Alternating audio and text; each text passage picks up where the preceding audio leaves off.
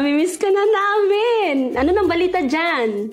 Eto, okay naman. Miss na miss ko na kayo dyan. At kaya pala ako napatawag kasi free time ko ngayon. At may magandang balita kasi ako sa inyo. Teka nga, nasan ba si Jean? Nasa kwarto lang, tatawagin ko lang. Tawagin mo nga siya lang, ga. Jean! Yung papa mo tumatawag! Gali ka dito! Sandali! Ano pa? Kamusta? Eto, okay naman, Jean. Ikaw, kumusta ka na? Ayos lang naman, humihinga pa. Mukhang busy ka. At parang may ginagawa ka. May school works lang akong ginagawa kasi kailangan bukas. So, di mo na ako makipag-usap pa, kailangan ko muna tapusin yun. Okay, sige. Mamaya na lang at may sasabihin din ako sa mama mo. Sige. Hay, naku langga. Ganun talaga yon kapag tumatawag ka. Kasi nga, namimiss ka na namin at gusto niyang makita ka sa personal na at pumunta kami dyan sa'yo.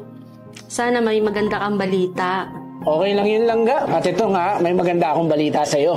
At sigurado ako na ma-excite ka. May napanood kasi ako sa YouTube kung paano ang tamang proseso ng family visa para makapunta na kayo dito. Kasi di ba wala tayong idea at nakakatakot na ma-offload kayo. At ito na nga si Kuya Will in Dubai na nagpa-process ng mga documents in a legal way. At sure ako na walang offload talaga. Promise lang, ga. Uy, talaga? Gusto ko yan. Basta, i-ready mo ang mga passport at ang mga need na documents. At aantayin ko kayo dito. Okay, sige lang ga. Gusto ko yan. Sana naman, hindi kami ma-upload pagpunta dyan. At sana, matapos na yung dapat tapusin para mas mapadali yung pagpunta namin dyan. Sige na lang, ga. Bye. Mag-iingat ka lang ga. I miss you so much. I love you. Ingat! I miss you and I love you too. See you dito.